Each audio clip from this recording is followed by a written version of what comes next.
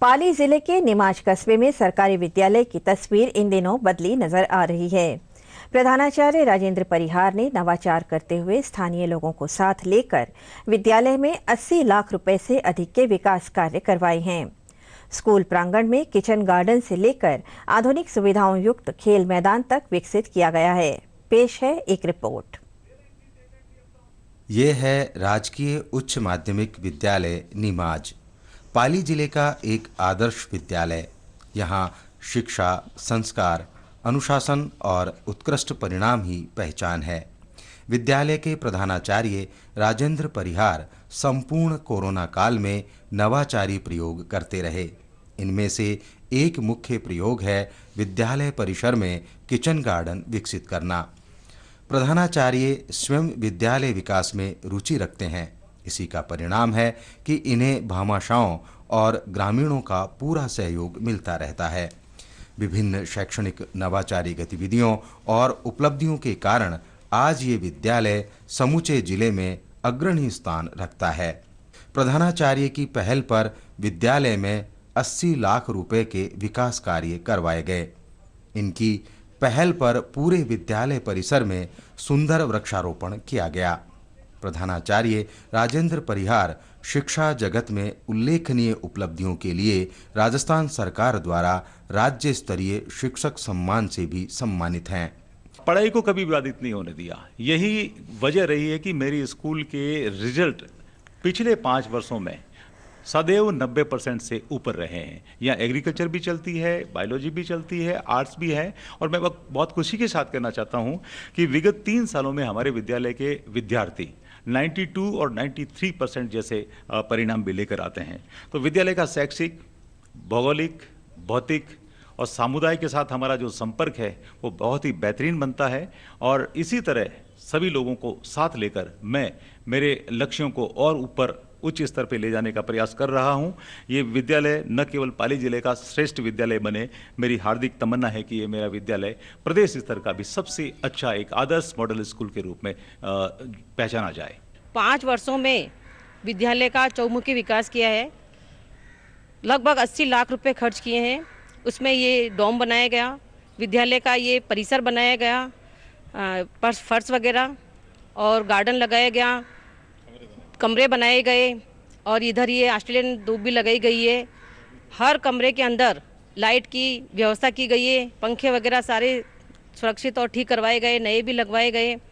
कक्ष की व्यवस्था अच्छी की गई है, फर्नीचर की व्यवस्था की गई है। हमारा विद्यालय बहुत ही अच्छा विद्यालय है। यहाँ पर प्रत्येक गुरुजन हमें बहुत ही अच्छी तरीके से पढ़ाई कराते हैं तथा वह प्रत्येक प्रश्न को बहुत अच्छे तरीके से समझाते ताकि प्रत्येक बच्चे को उस प्रश्न का हल समझ आए। और हमारे प्रिंसिपल सर सभी बच्चों को मोटिवेशन करते ताकि वह अपने जीवन में कुछ ना कुछ करे और आगे बढ़े और अपने जीवन को सफल बनाए। और यहाँ का वातावरण बहुत ही अच्छा है और पढ़ाई और प्रत्येक प्रतियोगिता होती है जिस कारण सभी बच्चे आगे बढ़े और अपना विकास कर सके। सच कहें तो यहाँ ज्ञानार्थ प्रवेश और सेवार्थ प्रस्थान की संकल्पना साकार होती दिखती है। बाबर भारत में मुगल वंश का संस्थापक था और भारत में उसकी विजय में अनेक कारण थे, जिसमें सबसे महत्वपूर्ण कारण माना जाता है उसका युद्ध कौशल, युद्ध में उसके लड़ने की पद्धति, उसकी तकनीक, जिसको कि तुर्कमा पद्धति के नाम से जाना जाता है। बाबर ने यह पद्धति मध्य एशिया में समरकंद और फरगना के संघर्ष में उज्बेक सेनानायकों से इसको सीख लिया था, जिसमें सेवानी खान नाम के एक योद्धा का बड़ा नाम आता है जो तुर्कमा पद्धति का जनक कहलाता है। भारत में इस पद्धति का प्रथम प्रयोग बाबर ने पानीपत के प्रथम युद्ध में 1526 में इब्राहिम लोदी के साथ युद्ध में किया था। आज मैं आपको बताना चाहता हूं कि तुर्कमा पद्धति होती क्या है। तुर्कमा पद्धति अपने सैनिकों को युद्ध क्षेत्र में व्यवस्थित रूप से जमाना, उनकी जमावट, उनकी बसावट। देखिए, ये बाबर का अग्रिम दस्ता है, इसके पीछे बाबर की ये रक्षित सेना है। इसके बाद बाबर ने यहां एक बहुत अपनी सेना के जमावड़ी के आगे एक लंबी सी खाई खुदवा दी। ये खाई इतनी चौड़ी थी कि उसको कोई कुशल घुड़सवार लांग के पार नहीं कर सकता। इस खाई के बीच में उसने केवल इतनी एक तंग जगह छोड़ी जिसमें केवल 2 घुड़सवार एक बार में निकल सकते हैं। इस खाई के पीछे बाबर ने 200 बैलगाड़ियों की एक श्रृंखला स्थापित कर दी। ये सारी बैलगाड़ियां एक दूसरे से चमड़े की रस्सियों से जुड़ी हुई थी। इन बैलगाड़ियों के पीछे बाबर ने 2 ऊंचे चबूतरे बनवाए और जिनके ऊपर उसने अपना तोपखाना स्थापित किया। तोपखाने का इंचार्ज उस्ताद अली, इधर मुस्तफा। इस बनावट के पीछे यहां 2 सैनिक टुकड़ियां और थी। असल में यही तोलुमा सैनिक हैं जो ही बाबर के तोपखाने ने आग के गोले बरसाना शुरू किया, इब्राहिम या अन्य किसी भी भारतीय सेना को बारूद के विरुद्ध युद्ध करने का कभी कोई अभ्यास नहीं रहा था। इसलिए इब्राहिम की सेना, जिसमें सबसे आगे हाथी थे, उसके पीछे घोड़े थे, उसके पीछे पैदल थे, इस नए शस्त्र से घबरा कर पीछे भागने लगे और अपनी ही सेना को रौंदते हुए निकलने लगे। जो ही ये सेना पीछे भागने लगी, ये तोलुमा सैनिक निकले और भागती हुई सेना को पीछे से घेर लिया। अब इब्राहिम की सेना को बचने के लिए कोई रास्ता नहीं मिला। वो चारों तरफ से गिर चुकी थी और न केवल गिर चुकी थी, इस युद्ध में इब्राहिम लोदी हारा। न केवल लोदी वंश हारा, बल्कि यहां पूरी सल्तनत की शासन की समाप्त हो जाती है और इसके स्थान पे एक नवीन शासन की स्थापना होती है जिसको मुगल वंश कहते हैं। और इस मुगल वंश की विजय में एक बहुत महत्वपूर्ण कारण बाबर की तोलुमा पद्धति की सहायक सिद्ध हुई। विद्यार्थियों, आज हम अशोक के धम्म के बारे में थोड़ी सी चर्चा करेंगे। अशोक का धम्म अभिलेखों में जैसा कहा गया है कि अशोक का धम्म कोई व्यवहारिक, कोई सांसारिक धर्म नहीं है, न ही कोई संप्रदाय की बात करता है। अशोक का धर्म वह धर्म है जो जाति, वर्ग, संप्रदाय सबको एकजुट बनाकर प्रजा में नैतिक उत्थान करने की जो व्यवस्था है, वही अशोक का सच्चा धम्म कहलाता है। इसको हम कुछ शब्दों में और स्पष्ट कर सकते हैं। आपा सिंह में, बहु गया में,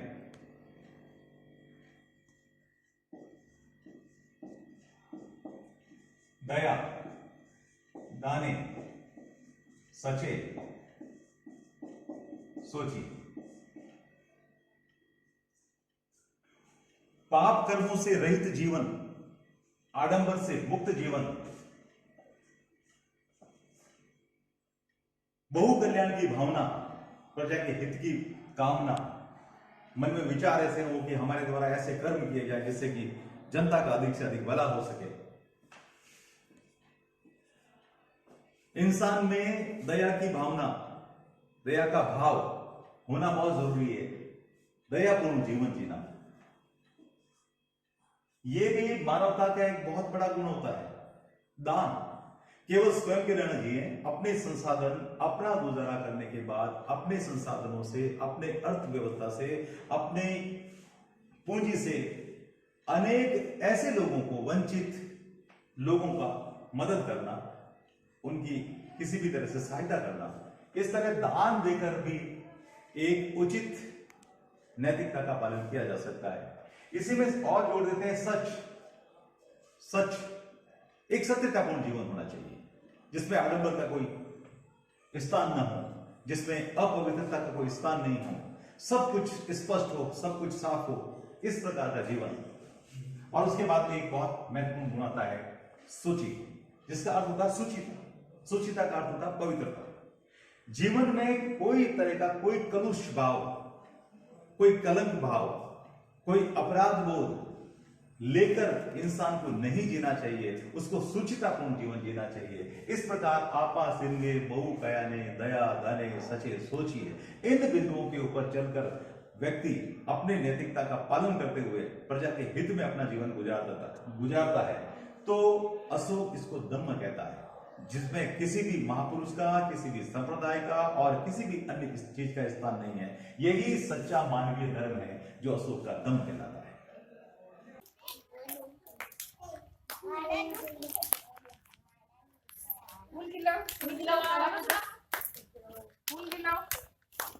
तीन बार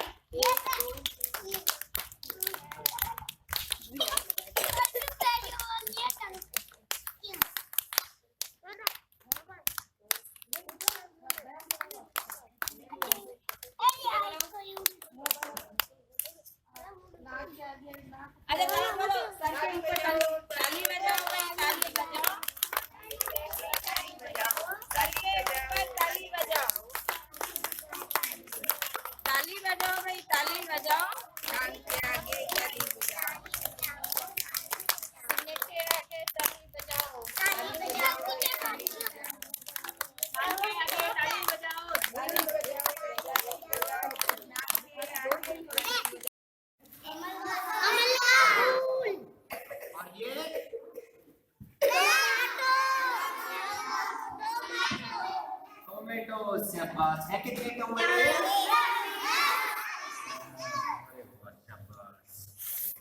चलो ये बताओ इसमें ये कितने हैं? ये 14। तुम सही पढ़ गए।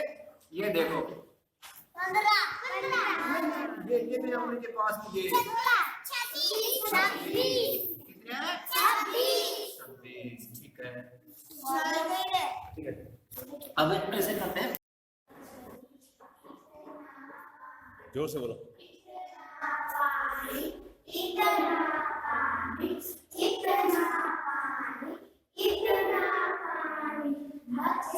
गलत होगी, गलत।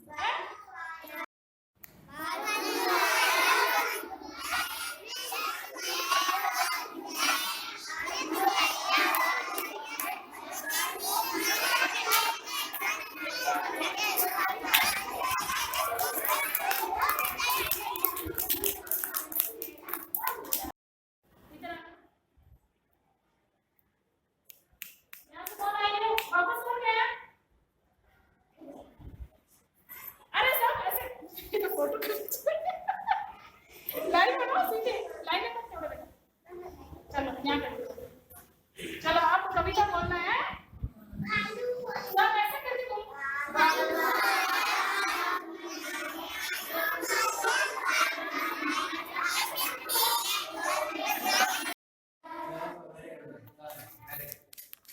बताओ।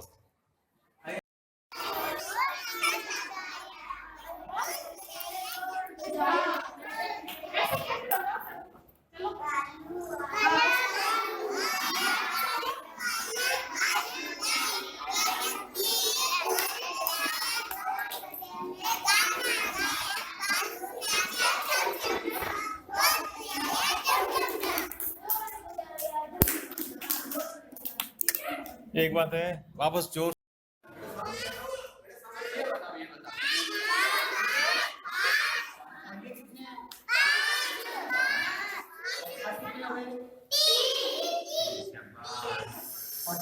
ये बताओ ये कितने हैं? और ये गया यार ना, और ये कितने हैं?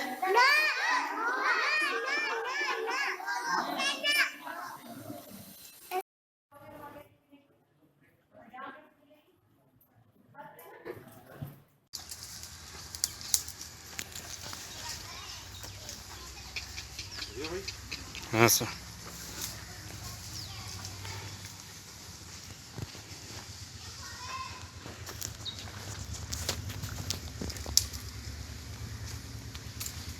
सिंगल लीजिए।